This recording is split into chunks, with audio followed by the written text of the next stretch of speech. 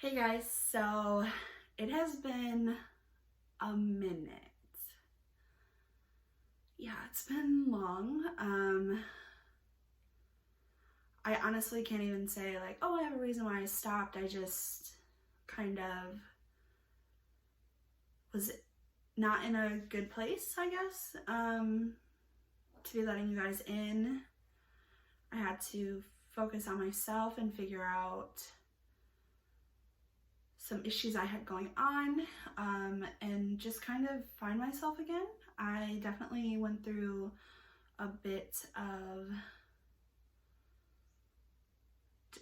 I don't even want to call it depression, but I hit a low. Like I hit a low, and I've been working really hard to climb out of that, and I have, and I'm doing so much better. And like mentally, like I'm good to talk about things, and I'm good to let people back in, and I'm ready to. I just want to say thank you to everybody that is supporting me and helping me through this, and I just can't thank you guys enough. And I've missed you, and I'm so glad to be back. So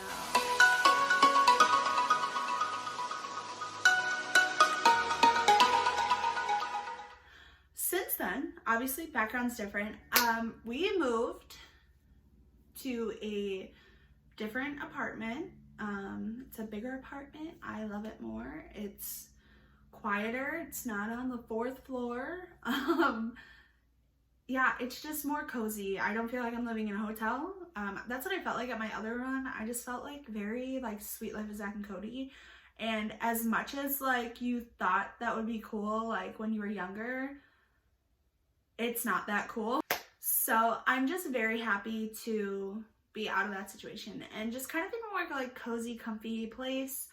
And also, I got a new job. I'm so happy. I am teaching at a dance studio, and I love it. It's so cute. It's a cute little dance studio. It's called Unite Dance Academy, and I just love it there. It's just like home, and I think that's really what helped bring me out of a dark situation. It's a good outlet for me. You know, I can get my frustration out there, and I just love working with the girls and the kids there, and my classes. I love them. I really do, and I'm super excited for all the growth that's to come. I've been struggling, well, I'm not gonna say we have been struggling, me and my husband.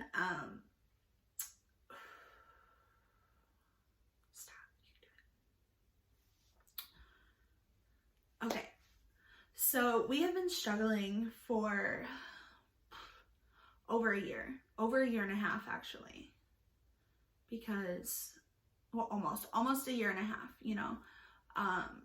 We've been trying to get pregnant, and it's just not working, you know. And I came off I like stopped taking my birth control because it's something we talked about that like we really want a family. So I stopped taking my birth control, and you know, they say like it does take a couple months to kind of really like rid your system of it and everything. So, you know, I was like, okay, like that's fine. Like I'm not expecting to like get off my birth control and bam, like pregnant, like literally like 3 weeks later or something. You know, like I really wasn't expecting that. But when you are consistently trying for a year and a half, I mean, like I was tracking, I was taking so many tests, like, oh my gosh, it is so draining to take these tests and for them to come back with nothing. Like, it's not even like emotional. It's just more like I get upset with myself because it's me. Like, I'm like, why is my body not doing what it's made to do? Do you know what I mean? Like, I can't fathom the fact that like I am a woman and I was created to bear children. Like that is like my role as the woman, as a female. And like, my husband can't bear children. Like, he can't carry a child. Like, he does not have the parts to do that. Like, I have those parts. Like, and it's just not working. Like, it's so frustrating. So for about a year straight, I mean, like, every month, consistently trying, I bought kits to track my ovulation, and I was tracking my ovulation. Like, when you first get the kit, it literally tells you, like, after your period, you start taking, like, these tests every day. And if you are new to it, like I was, once you started getting a higher number, you start to take the test twice a day just to kind of confirm it. And so I was doing that, and I was like taking them, and honest to God, like, I didn't know what a normal, like, LH level was. I honestly didn't. I was so naive to this, and I was just like, you do the deed, you get pregnant kind of thing. Like, I didn't realize that I could struggle this hard with it. So I'm taking these tests, and my levels are coming back. And now I'm looking at it, and I looked, like, into, like, more information about it. My levels are extremely, extremely low because I'm not ovulating at all. But when I first started taking them and I had spikes, I was like, oh my gosh, like, this is great. Like, this is what it's supposed to be. So when you're ovulating, your LH level can get as high as 5.0, I think that's what it said, something like that. But it's a whole number, okay? It's higher than what mine ever was. So the lowest I've been is 0.08. That was my lowest. And then my highest, I've never gotten higher than a 0.75. So I'm not even hitting a whole number. I'm not even hitting a 1. And at first I was like excited because on my tracker, it would tell you if it's low or if it's high. And so obviously, like, my 0.08 was low. But then once I got to, like, 0.3s, it was, like, high. So I was like, oh my gosh, I'm ovulating. Like, that's just what I thought, because I was like, that is higher than 0.08. Like, me being naive, like, I didn't really know. So I was, like, so excited about that. And then I really started, like, looking into fertility more, because I'm like, why isn't it, like, working? Like, you know, I just don't understand. And so I started taking my ovulation tests, like, honestly, probably like 10 months into trying, because for the first couple months, I wasn't expecting to get pregnant because I was just getting off of my birth control. So I honestly was like, okay, we're gonna give it like 3 to 4 months before it's fully out of my system. So from month 4 to month 10, we were trying. And mind you, at that point, we weren't trying like consistently. Like, we were just like actively trying, but we weren't like planning it down to a system. Like, we were just trying, like, you know, just seeing what happened. But then when I started tracking, this is the weird part. So I started tracking my ovulation, and as soon as I started tracking my ovulation, that's when I just stopped having a menstrual cycle. So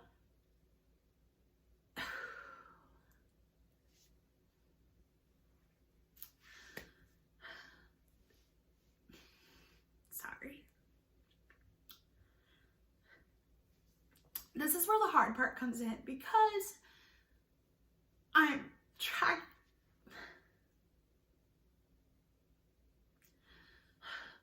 tracking my ovulation, and, you know, I'm getting highs as what I thought was a high at that time.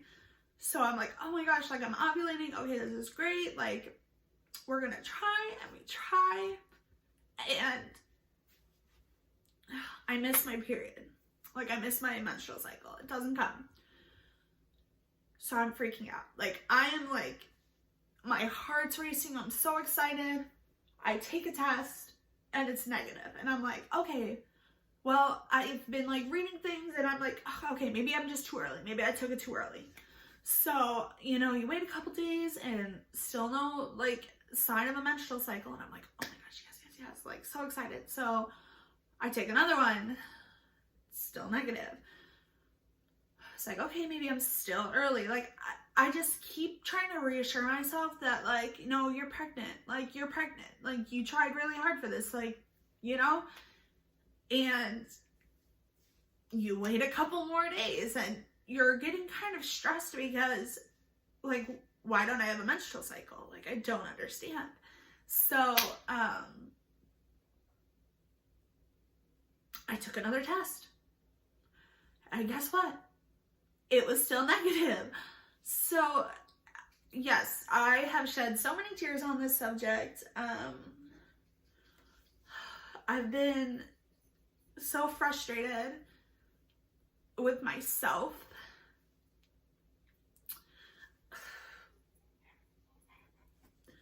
And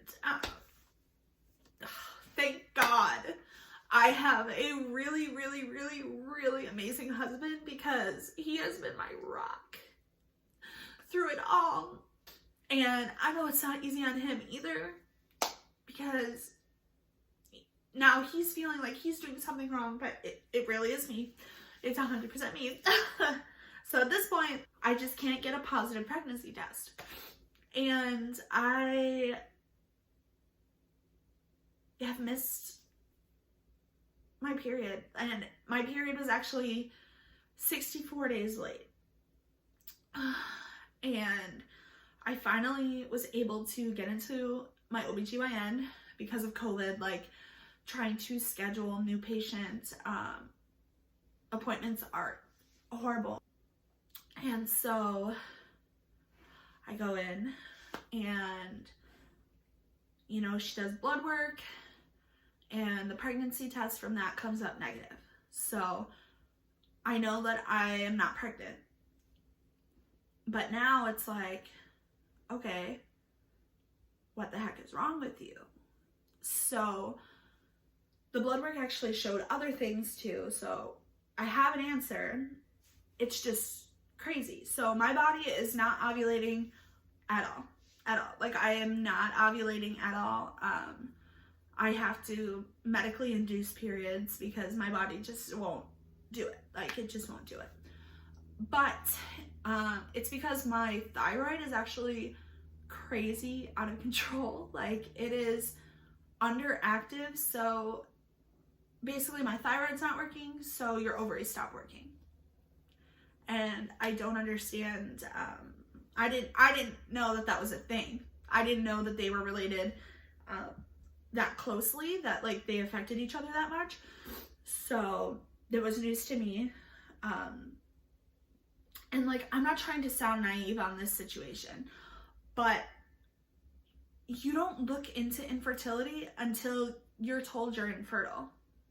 Like, that's just how it is. Like, you know, like, you don't look into the steps to getting pregnant until you start having an issue getting pregnant. You know, like, everybody knows, like, the birds and the bees. You know where babies come from. So you know how it's done. But when that natural act isn't actually happening for you, you start to panic and you start to worry, and it gets so frustrating. So it's like, what can you do? I don't even know when my next menstrual cycle will be, because right now, since my doctor induced my period when I went to go see her, and that was in January, and it is currently April, I haven't had a menstrual cycle. My last menstrual cycle was in January when she induced it. So I'm still not ovulating, and I've already been through, I'm on my 4th trial of thyroid medication because the other 3 didn't lower it enough to where it needs to be. So when I first went in and got my thyroid tested, I was at a 6.5. And so she put me on 25 micrograms. Then I went back for blood work a month later, and my level actually went up to 8.9. So then she bumped me up to 50 micrograms. So I'm taking that for a month. I go back a month later, get more blood work. It goes down to a 5.3. So it's still decreasing, but it's not low enough. So she still increases the medicine to 75 micrograms. So I just went back at the beginning of this month, like a couple days ago, last week, and it was higher. It was not lower. It was higher. But my latest number is 5.9. And I'm like, you increased it. Why did it go up? So now she increased it again to 100 micrograms. So now I'm at 100 micrograms of Synthroid, which is like levothyroxine. That's the common one. So that's where I'm at right now, is I'm just kind of a trial and error. So I just keep going in for blood work, and it's so annoying, but I know that like I'm on the right path. But it's still so frustrating when you just want something to happen so bad for you and it's not going to. Not yet, at least. So it's just so rough. So rough. But as soon as that gets lowered, I can actually start my infertility journey. Because I mean, I'm on it right now. We're really, really hoping that we get a break somewhere, you know. But that's where I'm at right now. And then if the thyroid medication doesn't work for me to start ovulating naturally, I will start taking medicine regularly to induce periods and induce ovulation. That way I know exactly when I'm ovulating and exactly when to plan to try and conceive. So there is that. And I'm just so honestly grateful that I can speak out on this issue now, because trying to go through it alone is so rough. So rough. Like, I can't even like explain. But I've hit so many lows that I don't even know what to do anymore, like with myself. So actually talking about this situation and this issue that I'm going through, that me and my husband are going through together, it is a long process. It's a lonely process, and I know that it's common. Like, I know there are so many women out there that go through infertility, and there's so many like outreach programs and so many support groups and stuff, and I am a part of some of those support groups, but you can't help but feel lonely, especially when like you're surrounded by people that are announcing that they're pregnant, or they have gender reveals, they're giving birth. Like, I know so many people like in this past year that have had a baby or are having a baby, and I am 110% so excited for them, and I am so happy for them. I am not taking their happiness away, and I am not taking the gift that they are getting away from them, the miracles that they're getting too. I'm just frustrated with myself because it's jealousy. It is jealousy. Like, that's what I want so badly. That's what me and my husband want so badly. And we just can't get there, you know? So it's rough. But I know that the sun will rise again, and you'll have a new day, and I'm just lucky that like I'm here, I'm alive, I'm well, I'm getting the help that I need, and I'm getting the treatment that I need, and hopefully praying so much. There's so much prayer that one day like I will be a mom. I'll be blessed with that gift, and you know, we'll have a family of our own, and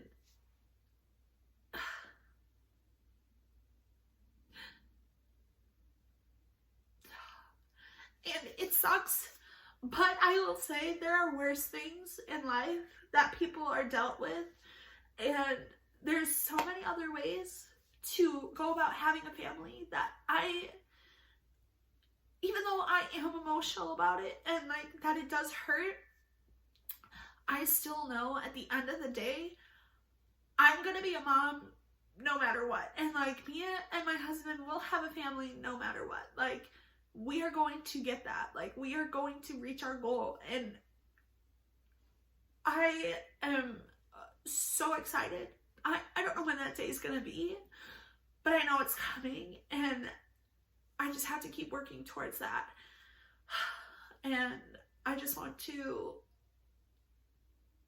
say thank you to everybody that's going to be along the way, and I hope you stick around for the journey because I really need somebody here with me. Thank you guys for watching, and don't forget to hit that subscribe button, the like button, and turn on the notification bell so that you can get notified whenever I upload a video and so that you can stay a part of the journey.